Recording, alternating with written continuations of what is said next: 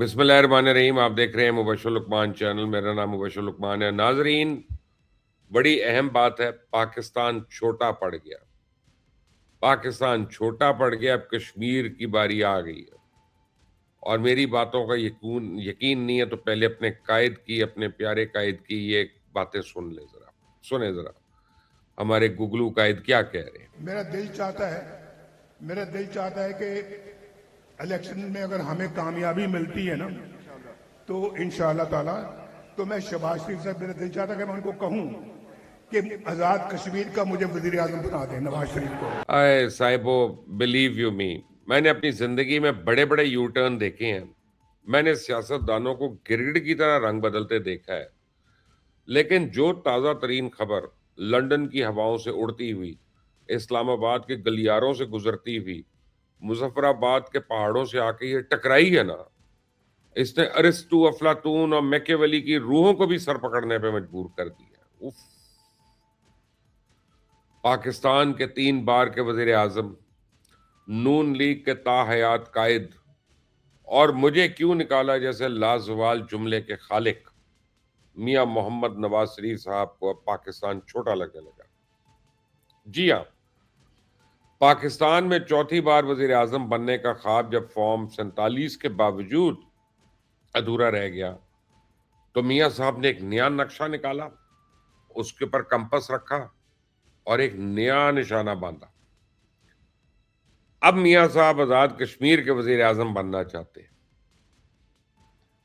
اب آپ کو تصویریں آئیں گی جو بھی آپ پاس، میاں صاحب پائے کھاتے ہوئے کشمیر کی گلیوں میں، وہاں پہ آپ کو اب یہی آپ کو نظر آئیں گی. بہرحال کشمیری میوزک کے لیے تیار ہو جائیں.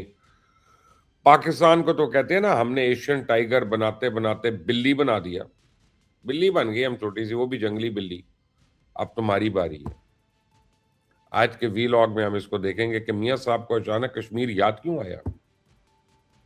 کیا پاکستان کے اندر ساری پلیٹیں کھابنگ کی ختم ہو گئی ہیں جو اب کشمیر کی پچ پہ بیٹنگ کرنے کا موڈ ہے.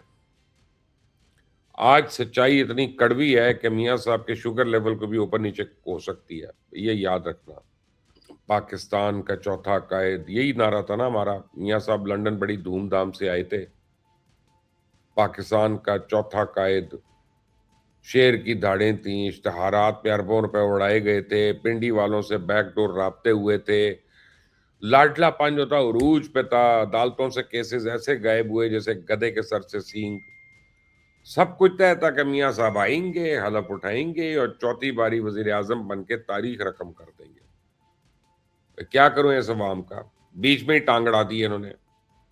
8 فروری کے الیکشن میں عوام نے وہ ووٹ ڈالا کہ فارم 25 اور فارم 47 کی ایسی جنگ ہوئی کہ میاں صاحب کو سمجھ ہی نہیں آئی کہ وہ اپنی سیٹ بچائیں یا اپنی عزت.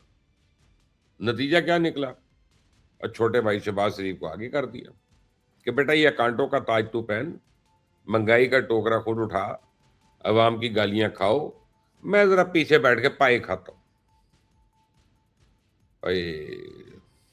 اب میاں صاحب کے پاس کوئی عہدہ نہیں ہے، وہ صرف قائد محترم ہے، لیکن ہر طرح کا پروٹوکول ہے.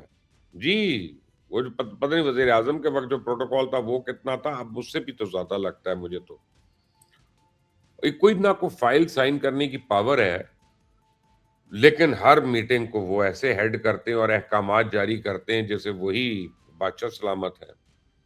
اور اصل میں بات یہ ہے کہ اب جس بندے کو 3 بار پورے ملک پہ راج کرنے کی عادت ہو نا، وہ بغیر اقتدار کے کیسے جی سکتا ہے.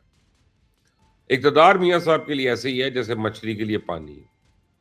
اب تو پاکستان میں جگہ خالی نہیں، کیونکہ یہاں تو شہباز شریف اور آصف زرداری کا گٹھ جوڑ چل رہا ہے. تو میاں صاحب کی نظر پڑی نقشے پہ، ارے یہ نیچے آزاد کشمیر، یہ بھی تو ہمارا ہی علاقہ ہے نا، وہاں پہ بھی تو نون لیگ کی حکومت بن سکتی ہے. اب ذرا سوچے میاں صاحب اگر مظفر آباد پہنچ گئے، واہ بھائی واہ کیا ویژن ہے. سوچے ذرا میاں صاحب مظفر آباد پہنچ گئے ہیں، وہاں کیا کیا تبدیلیاں آئیں گی. کشمیری عوام بیچارے کئی دہائیوں سے اپنے حقوق کی جنگ لڑ رہے ہیں. وہاں بجلی کا بحران ہے، وہ کہتے ہیں جی آٹے کا بحران ہے، لوگ سڑکوں پہ احتجاج کر رہے ہیں. میاں صاحب بولیں گے ہم نے پاکستان میں موٹر وے بنایا، اب مظفر آباد سے لے کر نیلم ویلی تک پارے پہاڑ کاٹ دیں گے اور 6 لین کی موٹر وے بنائیں گے. کشمیریوں تم روٹی کو رو رہے ہو, ہم تمہیں میٹرو بس دیں گے. تم بجلی کو مت رو, ہم اسحاق ڈار کو یہاں کا وزیر خزانہ لگائیں گے, وہ لنڈن میں بیٹھ کے کشمیری روپے کو ڈالر کے مقابلے میں کھڑا کر دے گا. ہنسی تو آتی ہے لیکن ایک تلخ حقیقت ہے. شریف خاندان کا ویژن صرف سڑکوں, پلوں اور کنکریٹ تک محدود ہے. انہیں شاید کسی کے سیاسی مسائل سے, وہاں کی حساسیت سے, وہاں کے لوگوں کے جذبات سے کوئی لینا دینا نہیں ہے.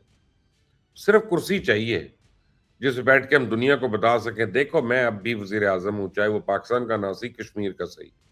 اور ہاں, اپنی بیٹی کو کیسے بھول سکتے ہیں, وہ وہاں پہ آ کے الیکشن چلائیں گی, مہم چلائیں گی, روایتی کشمیری لباس پہنیں گی, مہنگے ڈیزائنر سوٹ پہنیں گی, برانڈڈ چشمے لگائیں گی, اسٹیج پہ آئیں گے, بولیں گے مظفر آباد والوں, میرے والد نے تمہارے لیے لنڈن میں بیٹھ کے آنسو بہائے. جب وہ پائے کھاتے تھے انہیں کشمیر کی چائے یاد آتی تھی.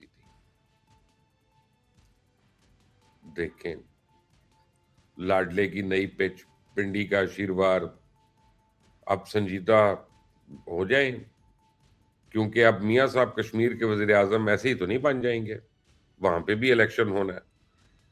اور پاکستان کی تاریخ گواہ ہے کہ آزاد کشمیر میں ہمیشہ اسی کی حکومت بنتی ہے جس کے سر پہ کسی کا ہاتھ ہوتا ہے. یعنی جو وفاق میں حکومت ہو وہی کشمیر میں جیتا. تو کیا میاں صاحب نے دوبارہ امپائر سے بات کر لی؟ کیا اسٹیبلشمنٹ نے میاں صاحب کو کشمیر کا نیا لاڈلا منتخب کرنے کا فیصلہ کر لیا؟ کتنی بڑی ستم ظریفی ہے. جو بندہ پاکستان میں ووٹ کو عزت دو کا نعرہ لے کر نکلا تھا, جو کہتا تھا خلائی مخلوق مجھے کام نہیں کرنے دیتی, آج پتہ نہیں کس کے اشارے پہ کس کی گود میں بیٹھ کے کشمیر کی کرسی کے خواب دیکھ رہے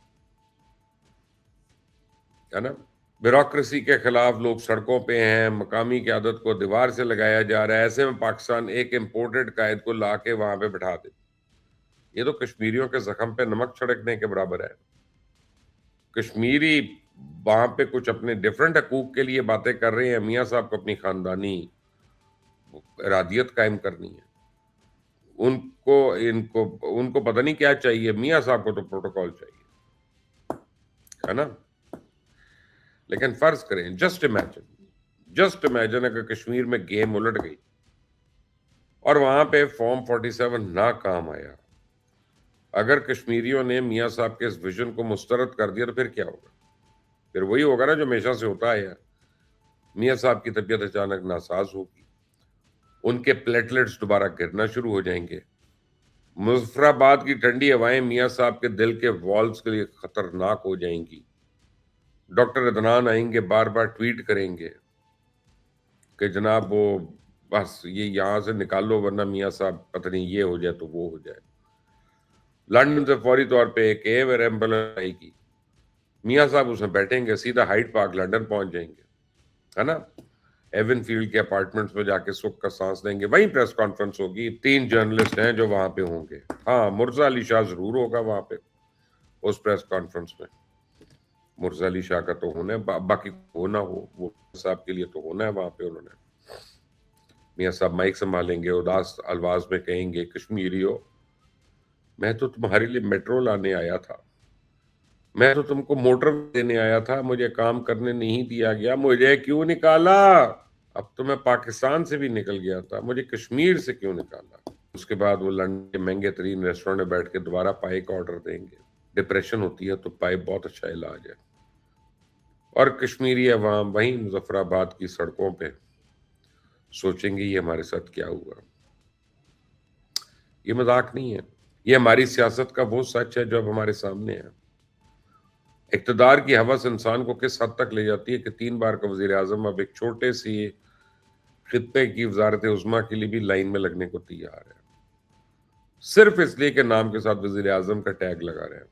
پاکستان کو پیرس بناتے بناتے میاں صاحب نے جو حال کیا سب کے سامنے, اب اللہ خیر کرے. ہماری تو دعائیں کشمیریوں کے ساتھ ہیں. شیر بھائی تمہاری وادی کا رخ کر رہا ہے, آپ لوگوں کا اس کے بارے میں کیا خیال ہے؟ مجھے ذرا بتائیے گا نا کہ کیا میاں صاحب کو کشمیر کا وزیر اعظم بننا چاہیے یا کشمیریوں کو یہ ویژن مسترد کرنا چاہیے؟ کامنٹس اپنی رائے دیجیے گا. ویڈیو کو لائک کریے گا، شیئر کریے گا، سبسکرائب کرنا مت بھولیے گا،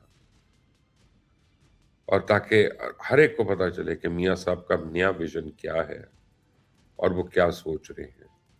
اور جتنا میں حیران ہوا ہوں، دیکھتے ہیں اور لوگ بھی حیران ہوتے ہیں کہ نہیں. کیا ہے کہ ہوتا ہے شب و روز تماشا میرے آگے، ہے نا. اللہ حافظ.